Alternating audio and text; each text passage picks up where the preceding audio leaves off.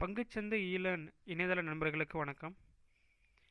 இந்த வீடியோவில் எப்படி ஒரு ஷேரை வாங்குறது அப்படின்றத பற்றி பார்ப்போம்.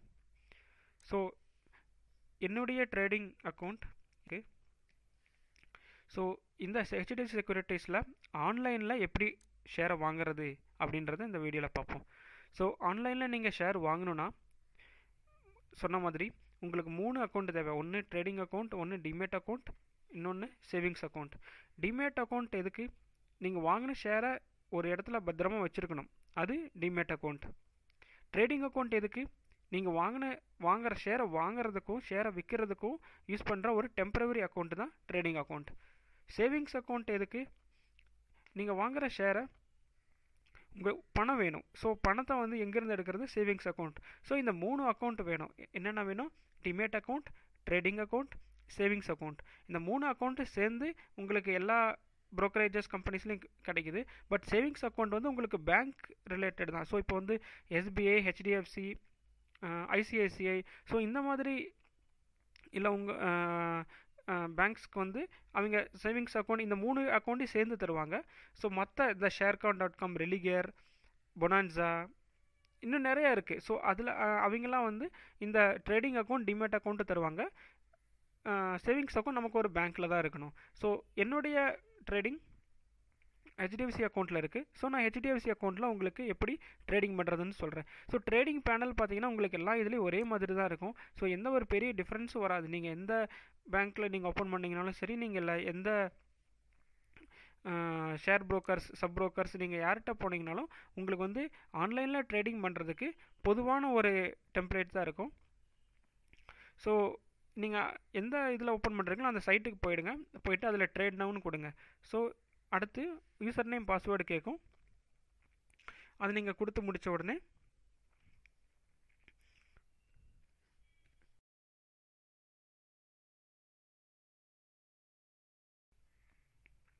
ஸோ என்னோடய யூசர் நேம், பாஸ்வேர்டு கொடுத்து நான் என்ட்ரு ஆகிட்டேன்.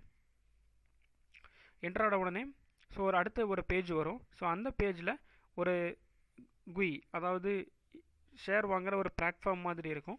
ஸோ அதில் தான் நம்ம இப்போ ஷேர் வாங்கணும். ஸோ இப்போ பார்த்தீங்கன்னா இதுதான் ஓப்பனிங் அந்த ட்ரேடிங் பேனல் குய். ஸோ கீழே இப்போ ஒரு விண்டோ மாதிரி வரும். ஸோ கீழே பாருங்கள், ப்ளூ கலர் நியூ ஆர்டர்னு ஒரு எழுதியிருக்குதா? ஸோ இதுதான் ட்ரேடிங் பேனல். ஸோ இதில் தான் நீங்கள் வாங்குறது விற்கிறது எல்லாமே. ஸோ இதில் பார்த்தீங்கன்னா பை அல்லது செல், அதாவது வாங்குறது விற்கிறது, இந்த ரெண்டுமே இருக்கும். ஸோ நீங்கள் செல் அப்படின்னு சூஸ் பண்ணிங்கன்னா உங்களுக்கு கலர் மாறிடும். ஸோ நீங்கள் விற்க போகிறதா இருக்கும். ஸோ விற்க போகிறதா இருந்தால் உங்களுக்கு அந்த ஷேர் ஏற்கனவே உங்களோட டிமேட் அக்கௌண்ட்டில் இருக்கணும். பை அப்படின்னா நம்ம ஒரு ஃப்ரெஷ்ஷான ஒரு புது ட்ரேடை நம்ம வாங்கலாம். ஸோ இதுக்கு முன்னாடி இந்த இந்த பேஜில் பார்த்தீங்கன்னா உங்களுக்கு welcome, portfolio, order book, trade book. So இதெல்லாம் என்ன அப்படின்றத பற்றி பார்ப்போம். ஸோ போர்ட்ஃபோலியோ அப்படின்னா என்னென்னா, ஸோ நீங்கள் இது வரைக்கும் வாங்கின ஷேர்ஸ் எல்லாமே தானாகவே அதில் லிஸ்ட் ஆகிருக்கும். உங்களுக்கு தனியாக வேணும்னா நீங்கள் நான் என்னோடய பழைய வீடியோவில் சொன்ன மாதிரி எப்படி ரெடிஃப் மணியில் நீங்கள் க்ரியேட் பண்ணி வச்சுக்கலாம். இல்லைனா உங்களுக்கு டிஃபால்ட்டாக ஹெச்டிஎஃப்சி செக்யூரிட்டிஸில் இருக்குது. உங்கள் எதில் உங்களுக்கு இன்ட்ரெஸ்ட் இருக்கும் நீங்கள் அது மாதிரி இதில் பண்ணிக்கலாம். ஆர்டர் புக் அப்படின்னா என்னென்னா, அதாவது நீங்கள் பண்ணின ஆர்டர் சரியாக எக்ஸிக்யூட் ஆகிடுச்சா, அதாவது நீங்கள் ஒரு ஷேர் வாங்குனீங்க, அது வித்தாச்சா இல்லையா அப்படின்றத இந்த ஆர்டர் புக்கில் பார்க்கலாம். ஒன்ஸ் வித்தாச்சு அப்படின்னா உங்களுக்கு உடனே அந்த ட்ரேட் ட்ரேட் புக் அப்படின்றதுக்கு போயிடும். ஸோ அதாவது இந்த ஆர்டர் புக், ட்ரேட் புக் இந்த ரெண்டுமே நீங்கள் வாங்குகிற ட்ரேட், அதாவது ஆர்டர் புக்கில் நீங்கள் ஏதாவது ஒரு ட்ரேட் வாங்கி அது விற்காமல் இருந்துச்சுன்னா அது ஆர்டர் புக்லேயே வெயிட் பண்ணிக்கிட்டே இருக்கும். ஸோ அந்த ஆர்டர் ஒன்ஸ் அந்த ட்ரேடு வித்துருச்சு, நீங்கள் சொன்ன விலைக்கு வித்துருச்சு அப்படின்னா அது ட்ரேட் புக்குக்கு மாறிடும். ஸோ இந்த ட்ரேட் புக், ஆர்டர் புக் இந்த ரெண்டுமே ஒரே நாள் மட்டும்தான் உங்களோட ட்ரேட்ஸ் எல்லாமே ஸ்டோர் பண்ணி வச்சுருக்கோம், அதாவது காமிச்சிக்கிட்டு இருக்கும். அடுத்த நாள் தானாகவே உங்களோட டிமேட் அக்கௌண்ட்டுக்கு போயிடும். ஸோ முன்னையே சொன்ன மாதிரி ஒரே ஒரு நாள், அதாவது நீங்கள் காலையில் வாங்கி சாயங்காலத்துக்குள்ளே விற்றீங்கன்னா மட்டும்தான் அந்த ட்ரேட் உங்களோட டிமேட் அக்கௌண்ட்டுக்கு போகாது. அப்படி போகலைன்னா, அதாவது ஒரு நாள் விட்டுட்டிங்கன்னா அது டெலிவரியாக மாறிடும். டெலிவரி அப்படின்னா என்னென்னா, அதாவது இந்த ஷேரை என்னோடய டெபாசிட்ரி, அதாவது டிமேட் அக்கௌண்ட்டில் நான் வாங்கி வச்சுக்கிறேன் அப்படின்றதுக்கான அர்த்தம் தான் டெலிவரி ஆப்ஷன். ஸோ இதை பற்றி நான் ஒரு ஷேர் வாங்கினதுக்கப்புறம் உங்களுக்கு அந்த ஆர்டர் புக் ட்ரேட் புக் இந்த ரெண்டுத்துலேயும் நான் உங்களுக்கு உள்ளே போய் எப்படின்னு சொல்கிறேன். ஸோ இப்போ வந்து நான் ட்ரேட் வாங்கணும். ஸோ இப்போ வந்து நான் பை சூஸ் பண்ணிட்டேன். நான் ஷேர் வாங்கணும். என்ன எக்ஸ்சேஞ்ச்? எனக்கு என்எஸ்சி எக்ஸ்சேஞ்ச் இல்லைனா பிஎஸ்சி எக்ஸ்சேஞ்ச். ஸோ நான் என்எஸ்சி எக்ஸ்சேஞ்சில் நான் வாங்குகிறேன். சிம்பிள். இப்போ நான் வந்து ஒரு பேங்க் ஷேர் வாங்க போகிறேன். டெவலப்மெண்ட் கிரெடிட் பேங்க் அப்படின்றது. ஸோ அந்த டெவலப்மெண்ட் கிரெடிட் பேங்க்கான ஒரு ஷார்ட் ஐடியை கொடுக்குறேன். டிசிபின்னு அதை ஷார்ட்டாக சொல்லுவாங்க.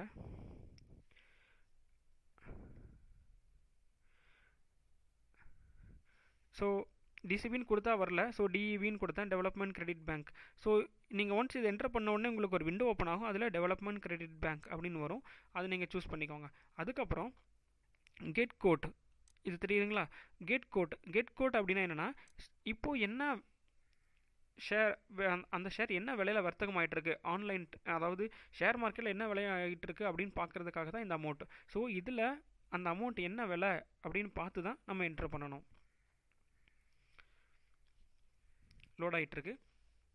ஸோ இதில் வந்து என்ன விலைக்கு வாங்க விற்றுட்ருக்காங்கன்றதை பார்த்துட்டு தான் நம்ம அந்த ஷேர் விலைக்கு வாங்கணும். ஸோ உங்களுக்கு வந்து ஒரு வேளை அந்த ஷேர் அந்த விலை வந்து உங்களுக்கு பிடிக்கலன்னா நீங்கள் வெயிட் பண்ணி தான் வாங்கணும். ஸோ இப்போது இந்த ஸ்க்ரீனில் பார்த்தீங்கன்னா உங்களுக்கு வந்து buy order, buy quantity, bid price, sell quantity, sell orders.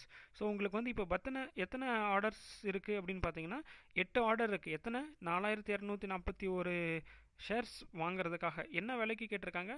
38 ரூபா 5 பைசாக்கு. செல் ப்ரைஸ் எவ்வளோ? 38 ரூபா 15 பைசா.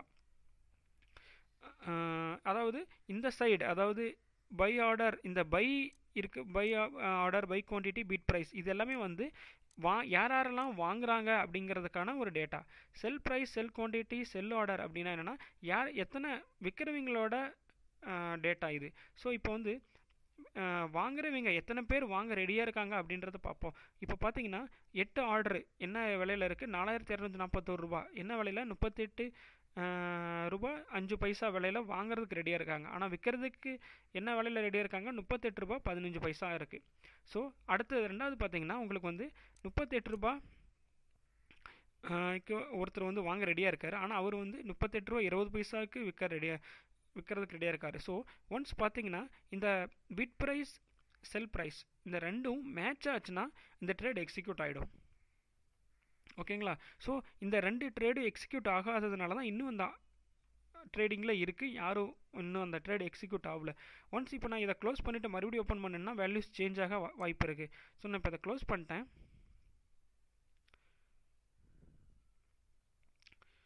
க்ளோஸ் பண்ண உடனே உங்களுக்கு மறுபடியும் புதுசாக ஏதாவது ஃப்ரெஷ் வேல்யூஸ் அந்த ஒருவேளை அந்த ஷேர் ட்ரேட் ஆகிருக்கலாம், இல்லைனா விலை மாறி இருக்கலாம். ஸோ உங்களுக்கு ஒரு நிமிஷத்துக்கு வரைக்கும் மாறலாம். ஸோ ஒன்ஸ் இந்த ட்ரேட் வந்து 2 பேரும் ஒத்துக்கிட்டாங்கன்னா அந்த வாங்குறவங்களும் விற்கிறவங்களும் ஒரே விலை ஒத்து போச்சுன்னா அந்த ஷேர் விற்றுரும். ஸோ இன்னும் அதை யாரும் வந்து விலை யாரும் குறைக்கல. இப்போ ஒன்று வந்து பிட் ப்ரைஸ், அதாவது வாங்குறவர் வந்து 38 ரூபா 15 பைசா கொடுத்து அதை வாங்கினாருன்னா இந்த ட்ரேட் எக்ஸிக்யூட் ஆகிடும். ஃபஸ்ட்டு ட்ரேட் சொல்கிறேன், அதாவது இந்த 12 ஆர்டர். ஸோ இப்போ வந்து செல் விற்கிறவர் வந்து 38 ரூபா 15 பைசாவுக்கு விற்காமல் 38 ரூபா 5 பைசாவுக்கு அவர் வந்து விற்றாருன்னா இந்த ட்ரேட் எக்ஸிக்யூட் ஆகிடும். 2 பேருமே தங்களோட விலையில் மாறுபாடு இல்லாமல் மாறி சொல்கிறதுனால தான் இன்னும் அந்த ட்ரேட் ஆன்லைன்லேயே இருக்குது. இப்போது நம்ம இந்த ஷேர் வாங்கணுன்னா விற்கிறவங்களில் யார் கம்மியாக விற்கிறாங்க அப்படின்றத பார்க்கணும். இப்போ விற்கிறவங்களே கம்மியாக யார் விற்கிறாங்க? 38 ரூபா 15 பைசா ஃபஸ்ட்டு. இது எப்போவுமே கம்மியாக விற்கிறவங்களோட இது வந்து ஃபஸ்ட்டில் இருக்கும். ஸோ 38 ரூபா 15 பைசாவில் இருக்கிறவங்க தான், அதாவது நம்ம வாங்க போகிறோம். ஸோ வாங்குறது அப்படின்னா விலை கம்மியாக வாங்கணும். ஸோ நமக்கு இந்த லிஸ்ட்லேயே விலை கம்மியாக கிடைக்கிறது பார்த்தீங்கன்னா செல் ப்ரைஸ் விற்கிறவங்களில் 38 ரூபா 15 பைசா, 38 ரூபா 20 பைசா, 25 பைசா, 30 பைசா, 35 பைசா. ஸோ இதில் வந்து நமக்கு 38 ரூபா 15 பைசா தான் கம்மியான அமௌண்ட்டாக தெரியுது. ஸோ நம்ம அந்த விலைக்கே வாங்குவோம். வேறு யாருமே இந்த அதாவது கம்மியான விலைக்கு இல்லை. இதை நம்ம மறுபடியும் ஒரு தடவை க்ளோஸ் பண்ணிவிட்டு மறுபடியும் ஒருக்கா செக் பண்ணி பார்ப்போம். ஒரு வேளை நமக்கு விலை குறைஞ்சிருந்தா நமக்கு லாபமாக இருக்கும்.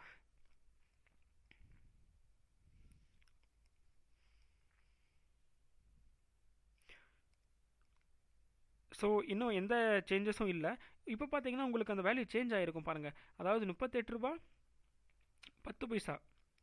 ஸோ இதில் வந்து இப்போ வந்து மாறி இருக்கு விலை, அதாவது அவர் வந்து எல்லாம் மாற்றிருக்காரு, இல்லைனா கீழே அந்த விலை சேஞ்ச் ஆகிருக்கு 38 ரூபா 5 பைசாக்கு. ஸோ இப்போ நம்ம விற்க போகிறோம். ஸோ நம்ம இப்போ வந்து இப்போ 38 ரூபா 15 பைசாலே நம்ம இந்த ஷேரை விற்க ரெடி பண்ணிடலாம். ஸோ 38 ரூபா 15 பைசா, 32 ரூபா 15 பைசாவை இப்போ நான் இந்த ஷேரை நான் அந்த விலைக்கு வாங்க போகிறேன். ஸோ இதை க்ளோஸ் பண்ணிட்டு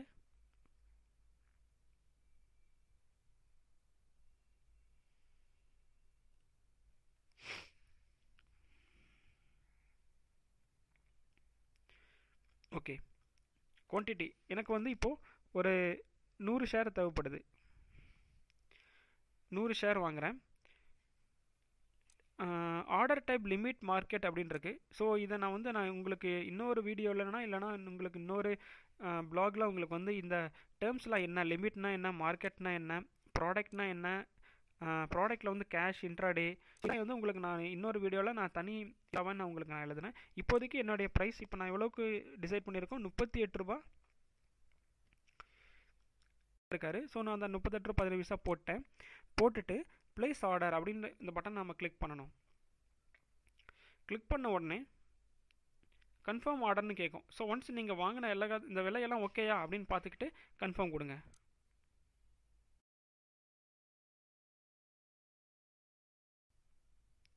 கன்ஃபார்ம் கொடுத்த உடனே ஒரு புது விண்டோ ஓப்பன் ஆகும். ஸோ நான் பண்ணிகிட்டு இருக்கிறது எல்லாமே வந்து ட்ரேடிங் அக்கௌண்ட். ஸோ ட்ரேடிங் அக்கௌண்ட்லேருந்து உங்களோட சேவிங்ஸ் அக்கௌண்ட்டுக்கு போகும். அந்த சேவிங்ஸ் அக்கௌண்ட்டுக்கு போகிற விண்டோ தான் இது. ஸோ எதுக்கு சேவிங்ஸ் அக்கௌண்ட்டுக்கு போகுது, நான் வாங்கின ஷேருக்கு பணம் வேணும். பணம் எங்கேருந்து வரும், என்னோட சேவிங்ஸ் அக்கௌண்ட்லேருந்து தான் வரும்.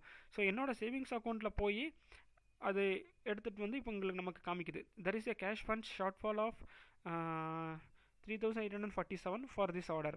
ஸோ உங்களுக்கு வந்து 3447 ரூபா தேவைப்படுது. உங்களுக்கு இந்த அக்கௌண்ட் ஹெச்டிஎஃப்சி பேங்க் அக்கௌண்ட், இந்த அக்கௌண்ட்டில் வந்து பணம் இருக்குது. உங்களுக்கு வந்து நான் வாங்குறதுக்கு உங்களுக்கு ஓகேயா அப்படின்னு கேட்குது. ஸோ நான் சப்மிட் கொடுக்குறேன். சப்மிட் கொடுத்த உடனே என்னோடய பேங்க்லேருந்து அந்த பணத்தை எடுத்ததுக்கப்புறம் எனக்கு ஒரு நம்பர் கொடுக்குது. அந்த நம்பரை நம்ம சேவ் பண்ணி வச்சுக்கலாம். இல்லைனா உங்களுக்கு அவங்களாவே உங்களுக்கு ஒரு பிடிஎஃப் மாதிரி அமுச்சு விட்ருவாங்க. ஸோ நம்ம கவலைப்பட தேவையில்லை. ஸோ இப்போ நம்ம இதில் நான் கிளிக் ஓகே கொடுக்கணும். ஓகே கொடுத்தனா நான் பேங்க்கில், அதாவது நான் வாங்கின ஷேருக்கு காசு வந்து என்னோடய பேங்க்லேருந்து நான் எடுத்துக்கிறதுக்கு அக்செப்ட் பண்ணியிருக்கேன்னு அர்த்தம். ஸோ இப்போ நான் ஓகே கொடுத்துட்டேன். ஸோ ஓகே கொடுத்துட்டா பணம் வந்து, அதாவது இந்த ட்ரேட் நமக்கு வந்து புக் ஆயிரும். அதுக்கப்புறம் வந்து மறுபடியும் ஒரு தடவை கன்ஃபர்மேஷன் ஆர்டர் கொடுக்கணும். ஸோ கன்ஃபார்ம் ஆர்டர் கொடுத்த உடனே இந்த ட்ரேட் வந்து நமக்கு எக்ஸ்சேஞ்சுக்கு போயிடும். அதாவது என்எஸ்சி பிஎஸ்சியில் வந்து இப்போ நம்ம என்எஸ்சியில் வாங்கியிருக்கோம். ஸோ நேஷனல் ஸ்டாக் எக்ஸ்சேஞ்சில் வந்து இந்த நான் வாங்கின ஷேர் வந்து எக்ஸ்சேஞ்சுக்கு போயிருக்கு.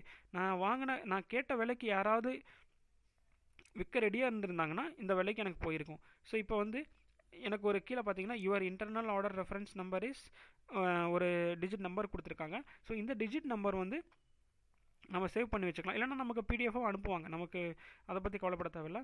ஸோ இப்போது கிளிக் ஓகேன்னு கொடுங்க. ஸோ இப்போது நான் ஒரு பேங்க் ஷேர் வாங்கிட்டேன்.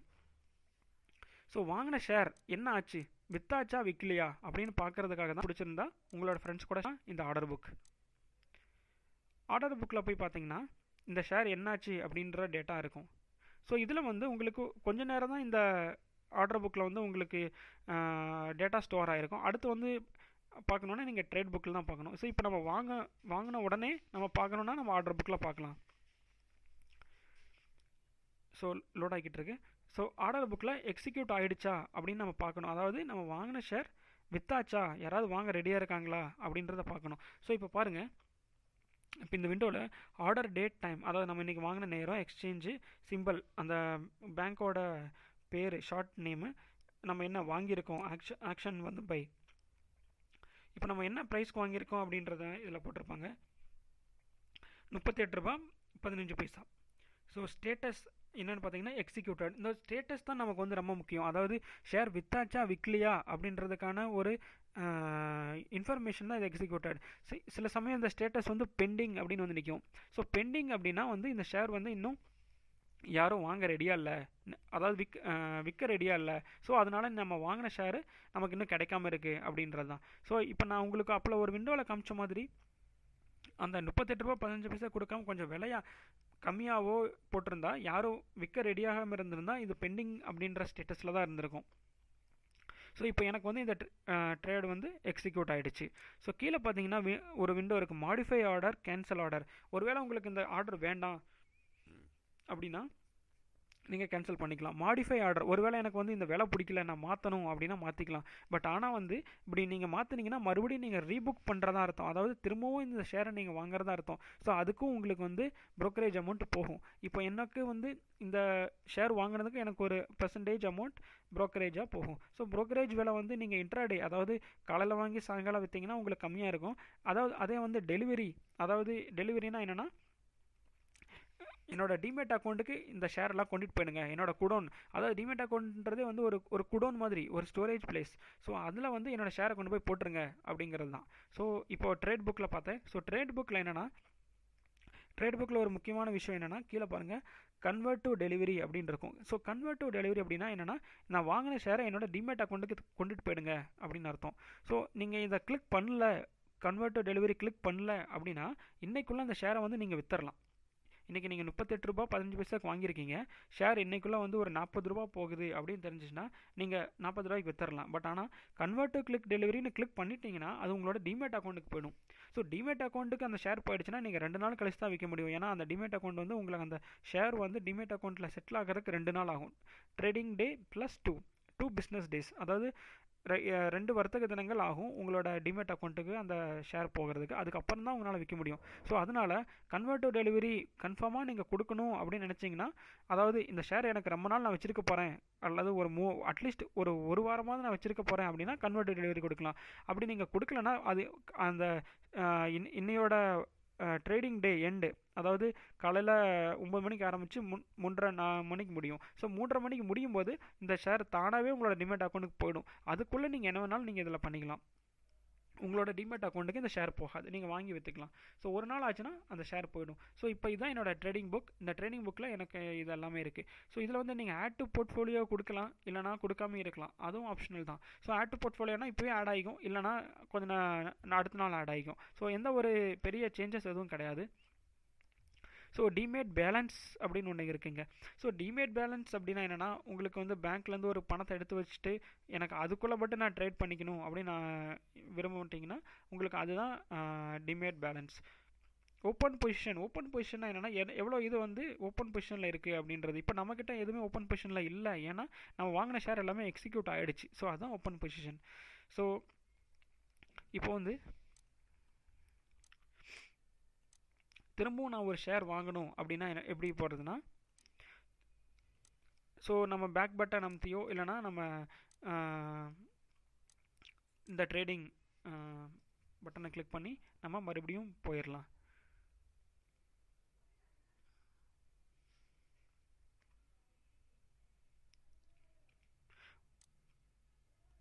ஒரு ஷேரை எப்படி விற்கிறது அப்படின்றத நான் இன்னொரு வீடியோவில் நான் எக்ஸ்பிளைன் பண்ணியிருக்கேன். ஸோ இந்த வீடியோவில் உங்களுக்கு எப்படி நீங்கள் வந்து ஒரு ஷேர் வாங்கியிருக்கீங்க அப்படின்றதுக்கான வீடியோ இது. ஸோ உங்களுக்கு இந்த வீடியோ ஷேர் பண்ணிக்கோங்க.